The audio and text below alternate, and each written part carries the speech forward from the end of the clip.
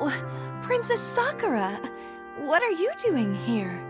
Oh, you surprised me. Well, you precious thing. I didn't mean to scare you. It's okay. Just give me a moment. This conversation would be easier if you looked at me, you know. I'm sorry. It's just, to be honest, I get nervous with so much eye contact. Oh, please. Just talk to me like I'm one of your sisters. It's no big deal. But you're so different from my sisters. Sorry, I'm just an anxious person. Are you scared of me? There's no reason for that anymore. No, I mean, maybe a little bit. The thing is, I'd like to get to know you, Camilla, but you're so intimidating. I do seem to have an effect on people, but darling, I'd like to know you too. So, let's see, what should we talk about? Well, we're both Corin's sisters. Why are you sitting so close to me? Was I? I hadn't noticed. Here, why don't I tell you a cute story about Corin? And then Corin sat right in the pie. Oh, we laughed and laughed. That's really funny. I probably would have done the same thing. What kind of pie was it, anyway? Oh, it was just my usual.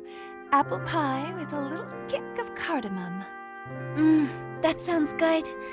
Is that a traditional Norian recipe, or...? It is. You mean to say you don't have apple cardamom pie in Hoshido? Don't even answer that. You simply must try it. I'll bake one sometime. You'd share a homemade pie with me? I'd really like that. I could even make some Hoshiden specialties. You'll bake for me? Oh, and look how much more comfortable you've gotten. You know, I don't think I'm terrified of you anymore. How wonderful! That means we can get even closer. By closer, you mean like getting to know each other better, right? Of course, and closer physically. Come now, scoot over here. I'm okay right here. My goodness, you're precious. Here, let's try holding hands. Holding hands? But why? To be closer. Oh, look, your face is all red.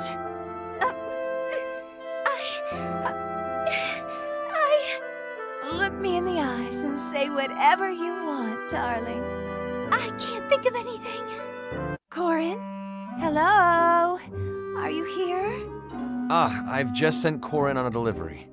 It shouldn't take long. You sent someone of Corin's royal stature on a simple delivery? If anything goes wrong, I will personally take it out on you tenfold. What? Let's be reasonable here. Prince and Captain you may be, but if Corin is harmed, your name is mud. I'll take the blame in that case. But really, Camilla, what could go wrong? Any number of things. Misreading the map, falling off a cliff, you name it. You know, Frederick was in a similar state when Lissa first went out on her own. The slightest scratch must be answered with an ocean of blood. Camilla, this has moved past doting into disturbing. What's so wrong with being concerned for one's family? You treat Corin like a child, for one thing. It can become smothering. But you have Frederick, who fusses similarly over you. That's very true. When I warn you to pull back, I speak from experience. Every time I go out without checking with him, he upbraids me for hours. Isn't it a retainer's duty to know where his lord is at all times? Well, let me put it this way. If I so much as sneeze, he starts knitting a new scarf. Such impressive devotion. My question is, why are you ever not wearing one? Maybe I'm not being clear. He insists on doing everything for me, however trivial. Is it true that he once pinned posters of you all over camp to raise morale? Let's not speak of that incident. I was so embarrassed that I longed for death. Oh dear. Is that all Frederick is to you? A nuisance? No, his heart's in the right place. And he served me for a long time. But I can never leave camp without him shadowing me to my every destination. As well he should. I try to keep Corin within arm's reach at all times. No farther, preferably, than this. All right. I don't need a demonstration.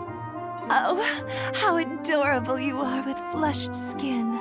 Does my nearness bother you? That's not the issue. No? Then you won't mind feeling the effects of my warm embrace either. Camilla! Oh, don't worry. I only have room in my heart for Corin. I'll see you later, Chrom. Frederick, darling, whatever are you doing? I'm merely grooming this gravel path for Chrom's footsteps. Routine work. Truly? Oh, how fascinating. I had no idea you were so in love with Chrom. Milady, that is not accurate. I am merely a retainer devoted to his master. Well then, what other sorts of things do you do for your master? Well, naturally, I research all of the locations he visits in advance. I create meal plans to help manage his diet and fitness. And of course, I try to follow his every step, just in case I am needed. But if I am able to save him a trip by running errands myself, that is ideal. Well, I'm impressed. I may borrow a few of those ideas to help Corin. As it is, my first duty is to kill anyone or anything that would dare harm her. And naturally, I do her laundry and tidy her quarters. Why, I would even bathe her by hand, if she would permit it. I have failed. It did not occur to me to help wash the small of Chrom's back. I must correct this oversight at once. Wait, before you rush off to the hot springs, I still have a few more questions for you. Very well. What else do you wish to know? I wish to know everything about the duties you perform for Chrom. If there is even one tiny thing that could make Corin happier, I will do it. I understand completely. Now, let me think. Ah, yes, I have considered composing a war song to inspire Chrom during battle. My idea was to pair this song with some sort of motivational banner. And then, following the victory, 3 days of celebration and feasting. My goodness. That idea is simply tremendous! I love it! Oh, Frederick, let's do it! For both Chrom and Corin. Really? You'll join me? I do say it is one of my better ideas. I agree. Now, firstly, we will need to obtain the materials for a large flag. Certainly. But first, would you mind if I finished grooming this path? Of course not. In fact, I'll help you. After all, Corin may walk on this path as well. Let's make it perfect for her. Excellent. Why don't you start over there and I'll work over here. Together we can create a path that will be perfect for our master's strides. Hello there, Anna. Do you carry any rare items in this little shop of yours? Indeed we do, Camilla. But, how rare are we talking? I'm after something that can only be found in this world. Interesting. How about one of these pots? They're supposed to be legendary. I don't know. They're just pots, aren't they? What's legendary about them? It grants wishes. Make a wish, and if the pot breaks, by accident, wish granted. Are you sure it works? Here, let me test it right now. What about this? It's a poisonous mushroom from a local forest. Eat it, and you'll have unstoppable hiccups for 3 days and 3 nights. What an unusual poison. Right? It's the real deal, which is why it's so expensive. Care for a free sample? I like both the pots and the mushrooms. I'll take your entire stock. Seriously? That's 100 pots. I mean, great! Perfect. They'll make excellent souvenirs. Souvenirs? For who? For my retainers. They're the two most adorable girls you'd ever meet. There's Selena, who's all charm and grace, until you cross her. Or until she loses. She's a moody one, but loyal. Then there's Baruka, a former assassin. She almost killed me, so I brought her on. Want to hear something sweet? She never bathes without her dagger. Yeah, that's sweet. I'm sure they're both out of their minds with worry since I disappeared. So I thought a few unique gifts would make it up to them. Are you sure you don't want to buy them as something more sentimental? Oh no, the pots and the mushrooms are absolute perfection. The pots are for Selena. She loves to cook. And Baruka just adores anything poisonous. How endearing. She'll probably make all sorts of nefarious plans with those mushrooms. Only to realize they merely induce a mild case of the hiccups. Well, I didn't expect such a strong demand for these items. I wasn't sure I'd be able to sell them at all, much less in one day. I'll have to track down some more somehow. Thank you, Camilla. This has been an eye-opening experience. I'm the one who should be thanking you, Anna. But this may not be enough pots. Will you tell me when you get more in stock? Of course! Anything for my new favorite customer. He doesn't take to people very often. If he is a prickly one, he's sheathed his spines for me. I think he's sweet.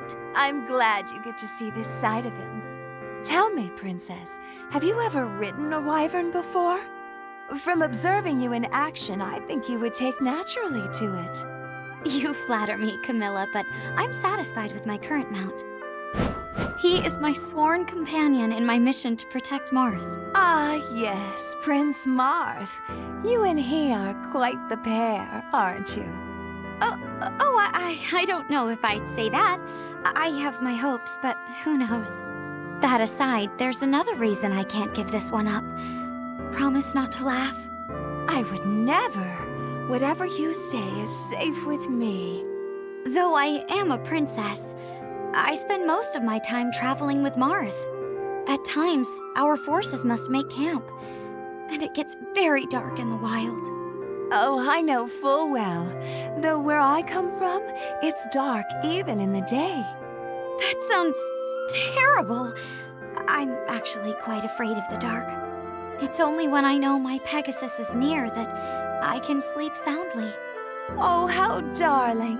He sounds like a beloved family member. I myself sleep better at night when one of my siblings is sleeping nearby. Yes, you do seem very close to them. Say, do you think I might sit behind you the next time you go for a ride? I'd like to see for myself how comfortable riding a wyvern is. A beautiful young princess like you may ride wherever you like, dear. Oh, I'm not nearly so pretty as you, though, Camilla. You can't deny that you have many charms. Have you not seen how eager people are to please you after a few kind words? As long as Marth is with me, I don't need anyone else. Ah, young love. The two of you are so close, I fear there's no room in your heart for me. Well... I'm only teasing. I must say, you are especially susceptible to it. Oh, you had me so flustered that I became utterly tongue-tied. Still, it's no tease when I tell you that I'd like us to be better friends. Oh, agreed. I would love nothing more. It's been refreshing to talk openly with someone from such a different world. Quite. And, Caeda, should you have trouble sleeping, you know where I am. Oh! Wait, you're teasing again. Well, if it isn't Owain. I was just about to have some tea. Will you join me? Nay! My tortured and tempestuous heart must resist this temptation. What's that? You have such an odd way about you sometimes. Stand back! My dark energy is extremely volatile! Okay, that's better. The shadowy lion in my soul slumbers, but you threaten to awaken him. You know, you really remind me of Odin right now. Anyway, I haven't the faintest idea what you're talking about. Try again, darling. The Dark Swordsman does not speak using words. Well, that will make this difficult, don't you think? Let's back up. Owain, have you ever had tea with a woman before? Don't belittle me. Of course I have. Great! Then it's no big deal. Now, what kind of tea do you like? No, I must decline and retreat to my dojo. I must sacrifice for the blade. So, you're not interested? The offer is compelling. Well, all right. Come sit next to me, and I'll pour you a fresh cup. Whoa! I don't think that's a good idea. Our dark energies could collide. This is a joke, right? You've never minded fighting alongside me. What's this about? Fine. I'll just tell you. Speaking with beautiful women makes me nervous. Oh, dear heart. That's all the more reason to practice talking with me. I guess. Besides, it's just a cup of tea. It's not as if we're getting married. No. Oh my goodness, you are awkward. Look, none of us knows how long we'll be here, right? So what's there to be afraid of? It could all end tomorrow, so live a little. I'll ask one more time. What kind of tea do you like? Oh ho! Did you hear that? My nemesis beckons from afar. I must heed the call, but rest assured, I will have tea with you another time. Owain, if you leave now, I'll tell everyone a very juicy tale. The true story of a fearsome warrior who was frightened off by a cup of tea. Lady Camilla, you wouldn't. I am the Dark Swordsman of the night. Mm-hmm. And is Lissa over there the nemesis who was calling to you? Okay. I'll join you for tea. Just don't tell Mother. Oh, this is going to be more fun than I imagined. Robin. Corin, Camilla, what are you doing here? I could ask you the same thing, but I'm sure I already know. Bird watching? So I suppose that means you're dragon watching. And here I thought this spot was my little secret. Don't worry. I won't tell a soul. Do you use this spot often? I do, but of course it's only out of love. There's no better vantage point around. Oh, I agree. On a clear day, I can cast a hex on someone a whole mile away. You cast hexes on the people you love? Of course. I am a dark mage. I always have a number of hexes ready. Is that so? What do they do? Well, I have one that wards off colds, and one that keeps bugs away. They can be helpful? I may have grossly misunderstood the word hex. Oh, you understood it just fine. If anyone were to ever do Robin harm, well, I'd use the very hexes you're imagining to turn them inside out. I'm amazed by all the different spells you can cast, Tharja, and a little jealous. Then I guess we get to be jealous of each other. Oh, and just what are you jealous of? Not only do you watch over Corin like this, but you also get to hug her. All I can do is secure Robin's surroundings and then watch from afar. Oh, if all you want is a hug from your dear Robin, then I can help with that. Just act natural and approach with a smile. It's kind of my specialty. That's all it takes? I suppose I could try smiling. It's worth a shot. Something tells me you and I will get along quite nicely. I'm sure I can help. Thank you, Camilla. If it works, I'll help you in return. If there's anyone you'd like me to hex, just let me know. I guarantee the results. I'll take you up on that. Especially if your hexes can help me care for Corin. Oh, yes. My hexes can definitely bring you two closer together. What luck to have found you, Tharja. Now nothing will come between Corin and me.